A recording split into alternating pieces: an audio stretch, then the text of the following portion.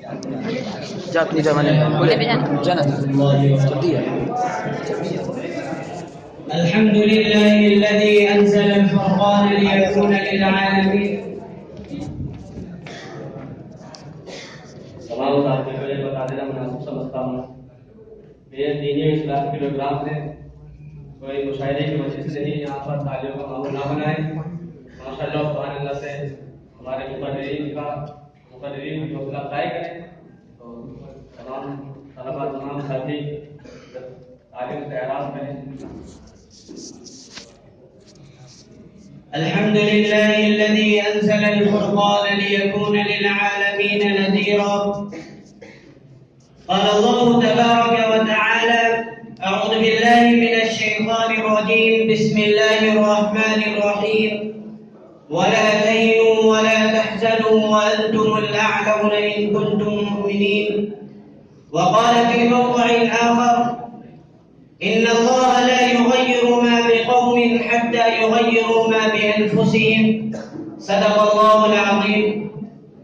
لائق صدر الاحترام معزز حکم صاحبان اور ہم نشینان بس، آج کی اس باوقار محفل میں جس عنوان پر لب کشائی کرنے جا رہا ہوں وہ ہے عالم اسلام کی موجودہ صورتحال اور ہماری ذمہ داریاں.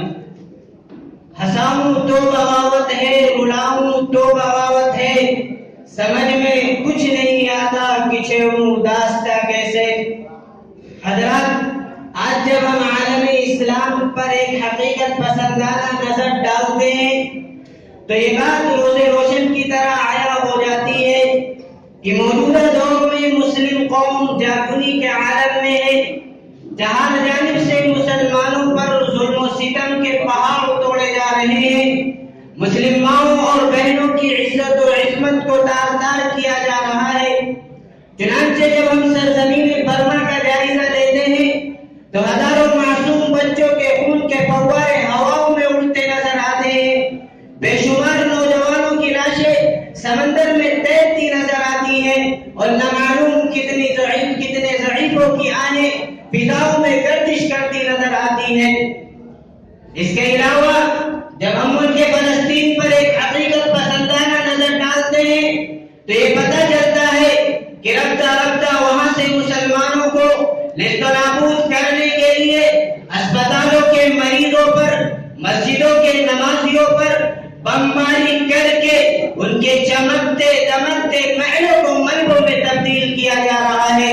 اور یہ پلاننگ کی جا رہی ہے کہ مسجد اقصیٰ جو کہ مسلمانوں کے قبلہ اول ہے اور جہاں پر حضور اکرم صلی اللہ علیہ وسلم نے تمام نبیوں کی امامت فرمائی اور جہاں پر معراج جیسی عظیم الشان سعادت سے بہرور ہوئے، اس مقدس مقام کو مسمار کر کے اس پر حجر سلیمانی کی تعمیر کی جائے.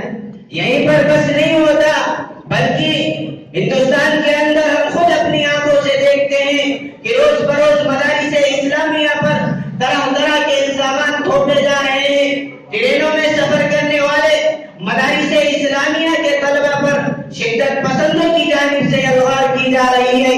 گو رکشا کے نام پر بے قصور مسلمانوں کو پیٹا جا رہا ہے. خدائی قانون مسلم پرسنل لا میں تبدیلی کا مطالبہ کیا جا رہا ہے، اور اس سے بھی بڑھ کر ظالموں کے دستے بے باک سے منہدم شدہ بابری مسجد کی جگہ پر رام مندر بنانے کی دھمکی دی جا رہی ہے. لیکن میرے دوستوں، سوال یہ اٹھتا ہے کہ آخر مسلمانوں پر یہ دن کیوں آئے؟ کل تک وہ مسلمان جس کا دبدبہ شہادت عالم میں گونج رہا تھا اور جس کا نام سن کر قیصروں کی طرح کے تخت و تاج لرز اٹھتے تھے، کل تک وہ مسلمان جنگل کے جانور جنہیں راستہ دیا کرتے تھے اور وہ بنا خوف و خطر سمندروں میں اپنے گھوڑے دوڑا دیا کرتا تھا، آج وہ عزت و احترام کے تخت و تاج سے کیوں محروم ہے؟ امریکہ اور برطانیہ، RSS اور بجرنگ دل سے کیوں خوف زدہ ہے؟ کیوں ان سے مسجد و مدارس کی حفاظت نہیں ہو پا رہی ہے؟ اگر ہم غور کریں تو یہ بات پتہ چلتی ہے کہ اس کی خاص وجہ یہ ہے کہ آج ہمارے اندر سے اتحاد جیسا عظیم سرمایہ اڑ گیا. آج ہم اپنے دین سے کوسوں دور بھاگ گئے. آج ہمارے اندر سے ایمانی حلاوت رخصت ہو گئی، ایمانی قوت و حرارت ہمارے اندر سے رخصت ہو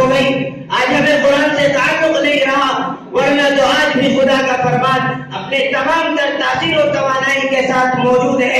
قرآن ہمیں للکار رہا ہے ان تنصروا اللہ ینصرکم ویثبت اقدامکم ولا تہنوا ولا تحزنوا وانتم الاعلون ان کنتم مؤمنین. مگر ہمیں کہ اس کو سننے والے نہیں.